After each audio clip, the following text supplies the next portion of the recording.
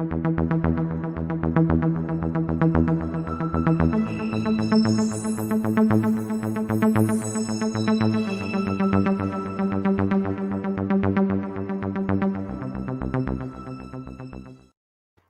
I'm Graham Jones and welcome to Channel KT4, broadcasting live on Facebook and YouTube. You can join in by sending in questions during the show. Just press the comments button on the screen. Don't forget to click the like or share buttons. If you're watching on YouTube, please click to subscribe to Channel KT4. I'm so pleased to welcome to the show a local musician who is Elliott DeVivo. Elliott, a big welcome to the show. Good morning, Graham. Good morning. Absolutely delighted to see you. And so you're pretty local, actually, aren't you? You're just round the corner from me. Yeah, just in Worcester Park. Yeah, really close to the station. Yeah, which is really good. I've been talking to musicians in Japan, in Australia, and I now get to talk to a musician who's literally just round the corner. So I'm absolutely thrilled and delighted with that. Look, Elliott, I know that it's difficult times for everyone in the music industry, especially performance musicians like yourself. How have you managed to work through this, and in the industry, how's it coping during this horrible year? Well, it's been a pretty frustrating and very strange year actually for the art industry. Pretty much, as you well know, every scheduled performance has been cancelled or postponed, and there's kind of no certainty of when things will kind of return to normal or start again. But it's been particularly hard on musicians, especially some of my friends who solely earn their living through performing. So their income's been completely wiped out. I've been a little bit more fortunate as I also teach, and I've managed to maintain most of that through the entirety of the year. But despite that, quite a large chunk of my earnings have disappeared through my performing side. And this year in particular was a particularly big year for me because I had been establishing a new concert series in your village, a small church called St. Michael's Church. So I was really excited about that starting up, but not even the first spring concert got a chance to air. And then secondly, I've been working with playwright Sue Blundell for a new musical drama about Beethoven for his anniversary this year. And that was supposed to be touring Fringe Theatres in October, but all that got cancelled. But I promised Sue one way or another, we'd manage to remotely record the actors and bring the first act, which we premiered in October anyway on YouTube. So that went down really well. And that's kind of become a recurring theme doing remote recordings, really. Yeah, and I've noticed that you have done some, and you're calling it, I think, am I right in the Isolation Quintet, which is a really good title. I like that. And I happen to have a bit of footage here. Let's have a bit of music. I think that's a good idea. Here we go. Okay.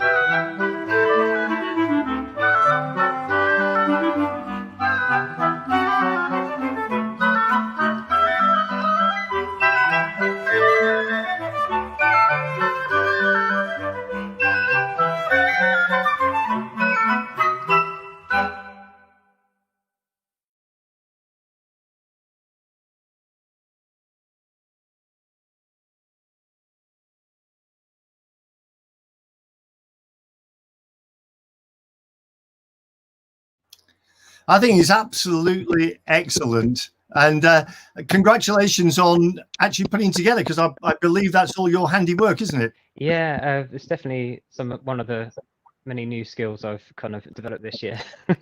So video editing and audio editing. Yeah. Yeah, I think we're all doing that a little bit at the moment. So you've done quite a bit of live streaming and social distancing concerts, just like the one we've seen. But I'm really keen to know how you put it together, because it is absolutely fascinating. Well, in this case, everyone recorded the videos independently at home, with just the mobile phones really. And then I had the job of taking all the audio parts, putting them together, and trying to make it blend, and then taking the videos and putting it together. It was a lot of composing, putting images and videos together basically on my iPad. So Okay. yeah. So I just want to, sorry to interject here, Elliot, and I'm keen when you're saying that the quintet each recorded their own part. Did they have a backing track to work with, or did they have a click track, or how did that work? So basically we started from the bottom up. So we started with the bass line, obviously myself and bass clarinet, and then we'd add the clarinet part on top of that, which sort of created a bass Okay. that we worked on, and then the rest was added on top. So yeah, it's quite a long process. We had to wait for each player to do their bit. Yeah, because you've got to have something to build on, haven't you? And obviously, of course, musicians have got to listen to one another, because you've got things like intonation and phrasing, I suspect, and various other things that all need to be put together. Yeah. Fascinating process, and but I also like the cartoon images as well. It's really good. Yeah, we're all quite big fans of Studio Ghibli. I don't know if you've ever heard of them. It's No, kind I of haven't. almost like a Japanese version of Disney. And they make these really kind of lovely films, to like feature-length films. They're not just for kids, they're for all ages really. And they always have these amazing orchestral scores, and when they bring them over here, they have all kinds of famous celebrities voicing over the characters. But they're brilliant. But sadly, that company sort of disbanded, but it's split into different types of companies now that produce similar films. But yeah, it was great when it was in its prime. Yeah. Okay, I see that many musicians like you and I at the moment have been adapting and picking up new skills, and I believe that you've been a little active in other areas than music and teaching. Yeah, so myself, like a lot of my friends, have been, exploring other skill sets. I mean, some of my friends being sewing, painting, baking, all kinds of things. But I was particularly keen to get back to one of the first things I trained as, because I originally trained in architecture, so I've always been very fond of drawing. So this led me to start creating artwork during lockdown. I shared some of these images on Instagram and Facebook, and they proved pretty popular actually. So a few people offered to buy prints. So that inspired me to set up my first online shop. So now I have a shop selling my photography and artwork as well. Yeah, I particularly like this picture, Elliot, or these pictures, this set. Sorry, here it comes there. Yeah, they've been one of the more popular sets. Yeah, I'm very happy with those. Yeah, I think it is a very popular set you've done there. And I read that, going back to the music, I read that you're performing with the Denman Street Quartet for front room concerts. Can you let me know a little bit more about front room concerts? What's it all about, Elliot? So Front Room Concerts was set up by a cellist called Ollie Mansfield right at the beginning of lockdown, with the intention that every Thursday he would invite musicians or groups to come and perform in their living rooms and stream a live concert each week. And it has literally, I don't think he's missed a single week since February. It's been every week, every Thursday, different performance. So I went along with the Denman Street Quartet, and we did a very fun, light-hearted program. But it was a little bit surreal because obviously you're playing to a camera and you can't see the audience. You have no idea their response, how they're engaging with it. And every now and again, you pop around, look at the back, and you see various comments, and then you carry on. Yeah, it's a very surreal experience. But we're looking forward to coming back again in a couple of weeks' time, Thursday the 17th December at 8 p.m. Where we're going to perform a Christmas concert, which will involve a musical storytelling of Tchaikovsky's Nutcracker Suite, along with some other festive music as well. So that'd be good fun, something to look forward to. Yeah, it sounds fascinating, and I've got a nice little clip here of the quartet performing a little Gershwin. Let's have a little bit more music.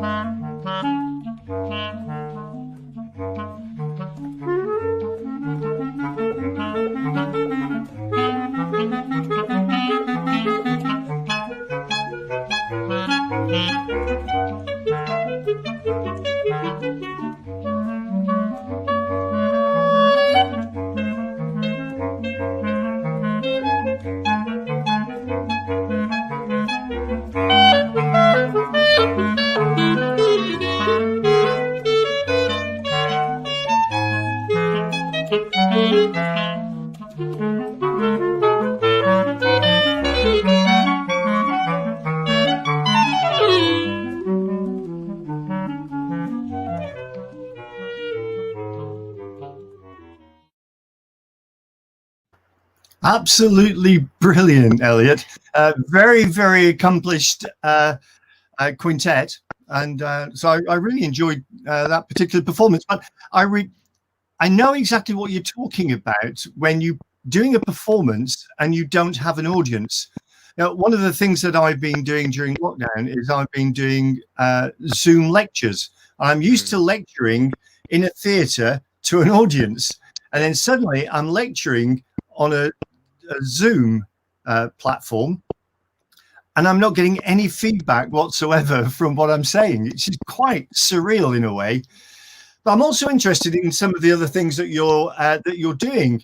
And one of the things that you did was you did a full orchestra social distancing Beethoven fundraiser, which you not only performed in, but you also did the audio and video editing. Let's have a look at a little bit of the performance. It's just a little short clip of A National Ode to Joy, which is a small extract from the final movement of Beethoven's Ninth Symphony. Here it comes.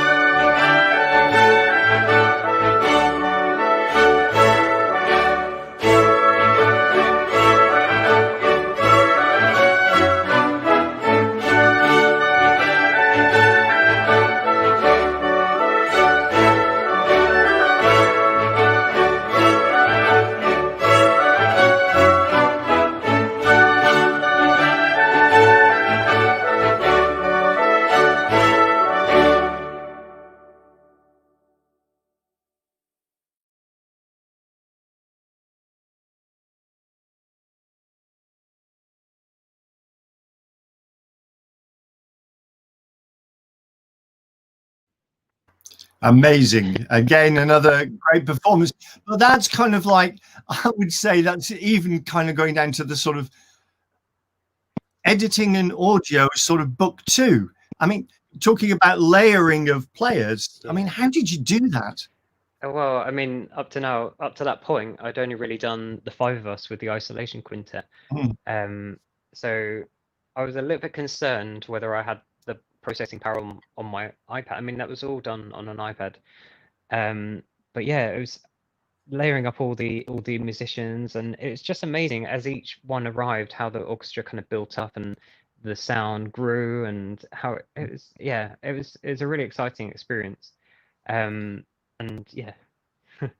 Yeah, but I'm just thinking that what kind of platform did you use? Is it not Zoom? No. So we used so that was the same thing. Everyone recorded their videos individually. So the same process all over again, working way up. We got all the kind of principal players to record their parts. So we had a core string ensemble, and then everyone else kind of recorded into that to create the full version. But I used Cubasis as my audio editing on the iPad, and then the video editing was with LumaFusion. So yeah, it's amazing. Think just with a small iPad what you can achieve, really. Yeah, I mean, what was the video editing again? It's a program called LumaFusion. No, that's completely new to me. I'll have to look that one up, Elliott, and see. Yeah. And so I'm always keen to kind of like learn all the new bits of techniques of things of what people can do. But I think that was so impressive. And also hear that you're running a fundraising campaign involving 11 ensembles from around the UK, where a portion of the funds raised will go to the charity Help Musicians UK. Could you tell me something about that, please? Yeah, so I was kind of sat at my desk about a month ago, and it suddenly dawned on me that this month is when all my teaching starts to kind of disappear, because obviously coming to the Christmas period, and normally you have, you know, performances and things coming up, but sadly all that has gone. So I sort of panicked slightly about what am I going to do for the whole of December. So I came up with the idea of embracing the 12 days of Christmas, and inviting lots of my friends and their ensembles to come perform a piece each day. So each ensemble gets a day performing something festive and Christmassy.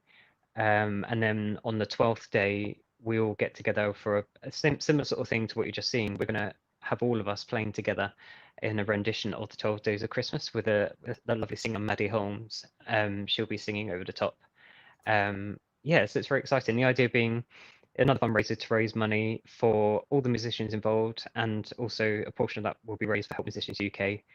And hope that, you know, it just gives a little extra support to all of my friends this Christmas when we're all struggling. So it sounds a wonderful project, and quite a big undertaking to do 12 concerts effectively. And so it's a lot of planning, a lot of organization, a lot of edit work, I think, from your perspective as well, and because you've got to turn it around every day, haven't you?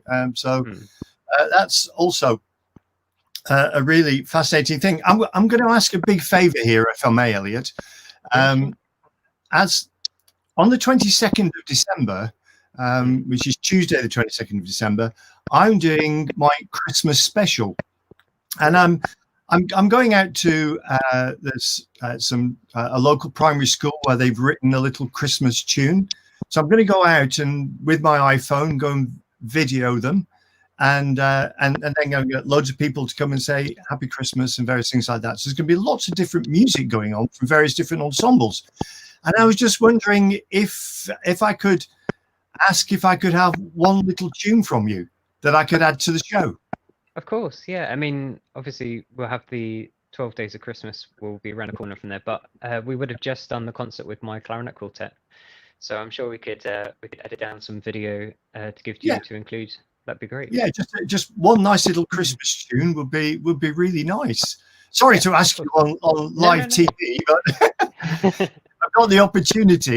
And whilst I remember, once we've finished, just stay on for a few minutes before you go. Okay. Okay. So the campaign's up and running. We've seen the poster, and you can see at the bottom I put the where people can go to find all the information. I really don't know where the time has gone, but we do have had a lot of fun, and it's been wonderful talking with you, Elliott. And thank you for coming into my virtual studio today. May I wish you well in all these wonderful projects that you have coming up. I think it's only right to finish with a little bit of music. So here's one of your isolation quintets arranged by Anna Hashimoto. So Elliott, a big thank you for coming in, and I look forward to receiving something from you sometime after the 17th of December. Okay, thank you. It's lovely. Thanks for having me on. Oh, it's been my pleasure. Let's enjoy a little bit of music.